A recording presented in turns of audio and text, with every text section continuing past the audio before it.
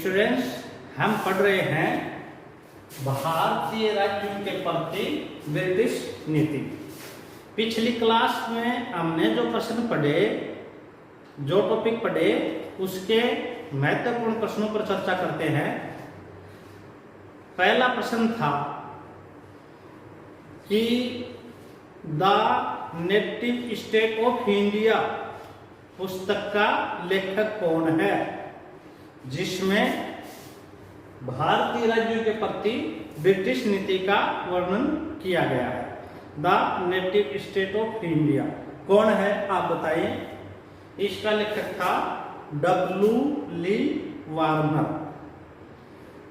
अगला प्रश्न हमने पढ़ा था W Lee Warner the native state of India में भारतीय रियासतों के साथ ब्रिटिश नीति की 5 अवस्थाएं बताई गई हैं, उनको सुमेलित कीजिए। अगला प्रश्न यह है, सुमेलित पहली कौन सी थी? कंपनी का भारतीय रियासतों से समानता के लिए संघर्ष। कब से कब है? 1740 से 1765। दूसरा था बफर स्टेट या मध्यस्थ राज्य की नीति या घेरे की नीति। ये कब से थी? 1765 से 1813।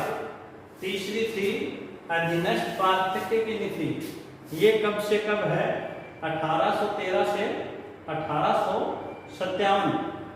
चौथी थी अधीनस्थ संघ की नीति, वो थी 1858 से 1935। और पांचवी थी बराबर के संघ की नीति। ये कब से कब थी? 1935 से आजादी तक, 1947। दूसरा प्रश्न ये महत्वपूर्ण था। फिर पहला बराबर के संघ की नीति के 3 प्रश्न महत्वपूर्ण थे। प्लासी का युद्ध 23 जून 1757। बक्सर का युद्ध 22 अक्टूबर 1764। इलाहाबाद की संधि अगस्त 1765। अगला हमने बफर स्टेट घेरे की नीति पढ़ी। इसका कौन सा महत्वपूर्ण प्रश्न था? इसका था बफर स्टेट की नीति को सर्वप्रथम किसने लागू किया? ये किया था वारेन हेस्टिंग ने। दूसरा था सर्वप्रथम बफर स्टेट किसने बनाया, किसे बनाया? सर्वप्रथम बफर स्टेट अवध को बनाया गया। ये अब तक के जो प्रश्न थे हम पढ़ चुके थे। एक प्रश्न ये था सर्वप्रथम सहायक संधि किसने प्रारंभ की? वेलेस्ली ने। सबसे पहले किससे की? 1798 में हैदराबाद के निजाम के साथ। एक प्रश्न और पूछा जाता है, सहायक संधि प्रणाली को शुरुआत करने वाला कौन था? किसकी नीति थी? वेलेस्ली की। ये प्रश्न हम कर चुके हैं। आज हम ले रहे हैं अधीनस्थ पार्थक्य की नीति। देखो, पहले तो बराबर फर्स्ट अवस्था में तो बराबर के लिए संघर्ष किया, अंग्रेज जीत गए। दूसरा, अपने राज्य को बचाने के लिए बफर स्टेट बनाए, सहायक संधि प्रणाली शुरू की। और तीसरी अवस्था कहते हैं अधीनस्थ पार्थक्य की नीति, मतलब अपने अधीन करो इन रियासतों को, अपने अधीन बनाओ।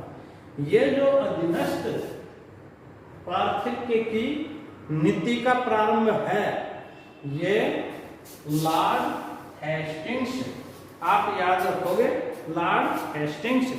और उस समय घेरे की नीति में था वारेन हेस्टिंग। वारेन हेस्टिंग वो अलग है और यह है लॉर्ड हेस्टिंग। लॉर्ड हेस्टिंग का कार्यकाल है 1813 से 28। इन्होंने भारत में ब्रिटिश सर्वश्रेष्ठता के सिद्धांत का विकास किया। कंपनी को सर्वश्रेष्ठ किसने बनाया? लॉर्ड हेस्टिंग्स ने। भारत में कंपनी की सबसे प्रतिद्वंदी शक्ति मराठा थी, उनका 1818 में लॉर्ड हेस्टिंग ने दमन कर दिया। अब इनका प्रतिद्वंदी कोई नहीं रहा। अंतिम मराठा थे जो चैलेंज करेंगे, उनका दमन करने के बाद में ब्रिटिश सर्वश्रेष्ठता सिद्ध की। एक ये वेरी वेरी इंपॉर्टेंट लगाओ, एग्जाम में पूछा जाता है। कंपनी को सर्वश्रेष्ठ राजनीतिक सत्ता के रूप में किसने स्थापित किया? किसने स्थापित किया? लॉर्ड हेस्टिंग्स ने। अब 1813 में एक कार्य और किया गया।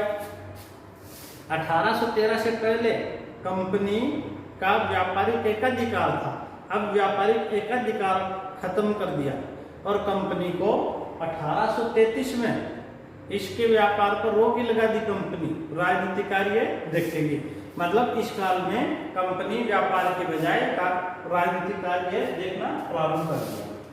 4 अधिनियम 1813 के द्वारा कंपनी का व्यापारिक स्वरूप समाप्त कर उसे राजनीतिक स्वरूप प्रदान किया गया।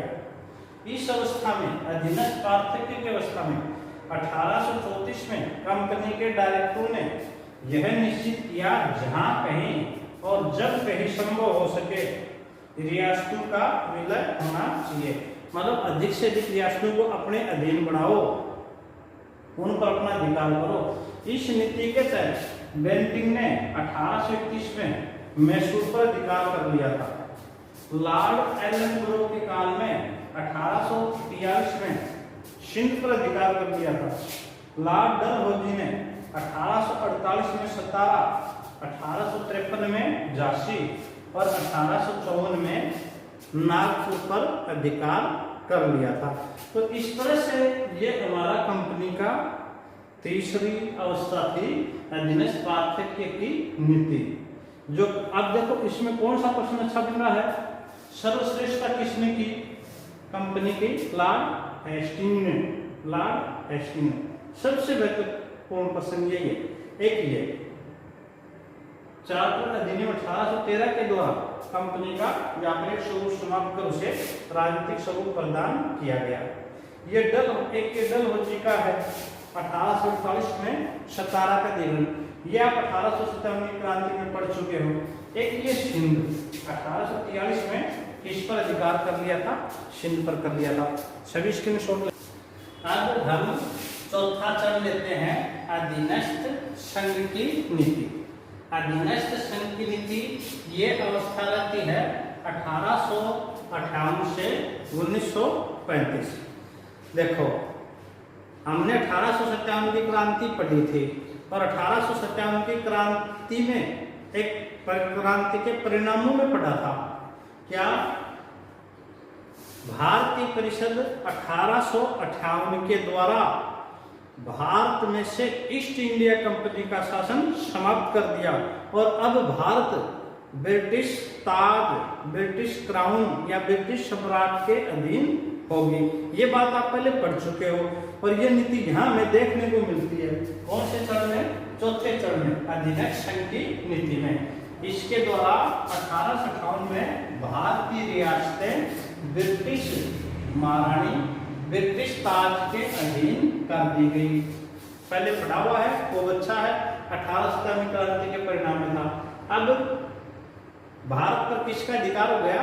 ब्रिटिश ताज का, क्राउन का। अगला वेरी वेरी इंपॉर्टेंट है, महारानी विक्टोरिया ने विलय की नीति का त्याग कर दिया गया था, मतलब अधीनस्थ संघ बनाया गया राजाओं का और उसको अधिकार देके संतुष्ट रख के अपने अधीन भी रखें और उनको संतुष्ट भी रखें। अब ये नीति थी। अंग्रेजों को भय हो गया था 1857 की क्रांति के बाद कि पुनः कोई इतना बड़ा विद्रोह नहीं हो जाए, पुनः कोई बड़ी क्रांति नहीं हो, तो उन्होंने अपने मस्तिष्क से एक नई चाल चली। क्या चली? कि राजा महाराजाओं को अपने पक्ष में रखो, अपने राजा महाराजा हैं इनका एक संघ बढ़ाओ और उसको अपने अधीन रखो और कुछ अधिकार भी दे दो, उनमें विश्वास भी पैदा करें। तो उस नीति का परिणाम था महारानी विक्टोरिया ने विलय की नीति का त्याग कर दिया। अब किसी भी रियासत को ब्रिटिश साम्राज्य में नहीं मिलाया जाएगा और इसके लिए इलाहाबाद दरबार का आयोजन किया गया। आपको ध्यान होगा 1857 क्रांति में पढ़ा है, नहीं पढ़ा तो फिर पढ़ लेना। 1 नवंबर 1858 को किसने पढ़ा था? कैनिंग ने। कैनिंग ने कि अब गोद लेने के लिए मना नहीं किया जाएगा। ईस्ट इंडिया कंपनी ने जो संधिया की थी उसको ब्रिटिश ताज निभाएगा। और सबसे अच्छा पॉइंट था, बिना भेदभाव के सबको सरकारी पदों पर नियुक्तियां दी जाएंगी। ये इलाहाबाद दरबार की घोषणा है। 1876 के राजकीय अधिनियम के द्वारा महारानी विक्टोरिया को केसर-ए-हिंद या भारत की शरणार्थी घोषित की गई। भारत की महारानी घोषित की गई, जिसे महारानी विक्टोरिया को। ये भी हमने लॉर्ड लिटन के समय पढ़ चुके हैं। और सबसे महत्वपूर्ण, वेरी वेरी 4 बार इंपॉर्टेंट लगा लो, रट लो, आएगा एग्जाम में, नरेंद्र मंडल। इन राजाओं का एक संघीय परिषद बनाई जाए या राजाओं का मंडल बनाया जाए, द चैम्बर ऑफ प्रिंसेस। इसकी स्थापना की गई फरवरी 1921 में। मॉन्टेग्यू चेम्सफोर्ड सुधारों के तहत फरवरी 1921 में नरेंद्र मंडल की स्थापना की गई कि राजाओं का सहयोग हमें मिलता रहे। इसके तहत देशी रियासतों को 3 श्रेणियों में बांटा गया था। और ये जो नरेंद्र मंडल था, ये केवल सलाहकार व परामर्श देने वाली संस्था थी। एक अगला राजस्थान की दृष्टि से इंपॉर्टेंट प्रश्न होता है, नरेंद्र मंडल के प्रथम चांसलर किसे बनाए गए? बीकानेर के महाराजा गंगा सिंह बनाए गए। तीनों गोलमेज सम्मेलनों में भाग लिया था। एक और भी अच्छा प्रश्न था, ये जो गंगा सिंह थे, इन्होंने द्वितीय विश्व युद्ध में अपनी ऊँटों की सेना गंगा रिसाला भी अंग्रेजों के पक्ष में भेजी थी। गंग नहर भी लेकर के आए थे। इन्हें बनाया गया था नरेंद्र मंडल का प्रथम चांसलर। और एक इंपॉर्टेंट है बटलर समिति। बटलर समिति कब की है? 1927। ये किससे संबंधित थी? देशी रियासतें और ब्रिटिश सरकार के मध्य अच्छे संबंध बने हों, उसके लिए कौन सी समिति बनाई गई? बटलर समिति। याद कर लेना, इसका विषय पूछते हैं। बटलर समिति कब की? 1927। विषय क्या था? रियासतों व ब्रिटिश सरकार के मध्य अच्छे संबंध बनाने हेतु। अब देखो इसमें प्रश्न कौन से एग्जाम में आ सकते हैं। पहला प्रश्न, अधिनियम संघ की नीति कब से कब है? 1858 से 1935। भारत को ब्रिटिश ताज के दिन कब दिया? 1858 में। इलाहाबाद दरबार 1 नवंबर 1858। महारानी विक्टोरिया को केसर-ए-हिंद की उपाधि 1876। सबसे महत्वपूर्ण, नरेंद्र मंडल की स्थापना कब की है? फरवरी 1921। अगला प्रश्न है, नरेंद्र मंडल के प्रथम चांसलर कौन थे? बीकानेर के महाराजा गंगा सिंह। बटलर समिति कब गठित की गई? 1927। किससे संबंधित थी? देशी रियासतें व ब्रिटिश सरकार के मध्य संबंधों का निर्धारण करती थी। लास्ट पॉइंट है बराबर के संघ की नीति। ये कब से? 1935 से 1947। भारत सरकार अधिनियम 1935 के तहत ये नीति लागू की गई थी। हमने राष्ट्रीय आंदोलन में अधिनियम 1935 पढ़ा, खूब डिटेल से पढ़ा। इस अधिनियम 1935 के अनुसार भारत एक संघ होगा जिसमें 2 सदन होंगे, संघीय विधानसभा। इसमें 375 सदस्य होंगे और 125 स्थान हैं वो देशी रियासतों से होंगे। दूसरा था राज्य विधान परिषद, इसमें 260 सदस्य होंगे और जो 104 स्थान देशी रियासतों से होंगे। इस बराबर के संघ की नीति के तहत 1935 से आजादी तक ब्रिटिश आधिपत्य में देखने को मिलता है। ब्रिटिश सरकार की पॉलिसी हमें देखने को मिलती है। और 20 फरवरी 1947 को एटली ने ब्रिटेन के हाउस ऑफ कॉमन्स में घोषणा की थी, क्या? जून 1948 तक ब्रिटेन उचित या उत्तरदायी लोगों को सत्ता सौंपकर भारत छोड़ देंगे। और 3 जून 1947 की माउंटबेटन योजना है जो भारत विभाजन से संबंधित योजना है। और इनके द्वारा यह स्पष्ट कर दिया गया कि अंग्रेज प्रभुसत्ता है वो भारतीयों को सौंप करके चले जाएंगे। और उन्होंने भारतीय स्वतंत्रता अधिनियम 1947 के द्वारा भारत और पाकिस्तान नामक 2 अधिराज्यों के गठन का प्रावधान किया गया, जिसमें देशी रियासतें उनकी इच्छा पर छोड़ा, वो चाहे तो मिल सकती हैं भारत में, चाहे तो पाकिस्तान में, या वो स्वतंत्र रह सकती हैं। यहाँ एक सबसे अच्छा जो शब्द जो उनका आधिपत्य का विकास था उसके लिए उन्होंने एक शब्द लिखा कि अधिनियम 1947 के द्वारा अब देशी रियासतों पर ब्रिटिश सर्वोच्चता समाप्त मानी जाएगी। मतलब ब्रिटिश सर्वोच्चता है वो समाप्त हो जाएगी देशी रियासतों पे। देशी रियासतें स्वतंत्र हैं, चाहे तो वो भारत में मिले चाहे पाकिस्तान में मिले, और या वो अपना स्वतंत्र अस्तित्व रखें। इस तरह से जाते जाते भी अंग्रेजों ने अपनी ब्रिटिश सर्वोच्चता समाप्त कर दी, परंतु देशी रियासतों को अधिकार दे दिया, चाहे तो भारत मिले पाकिस्तान में मिले या स्वतंत्र अस्तित्व रखें।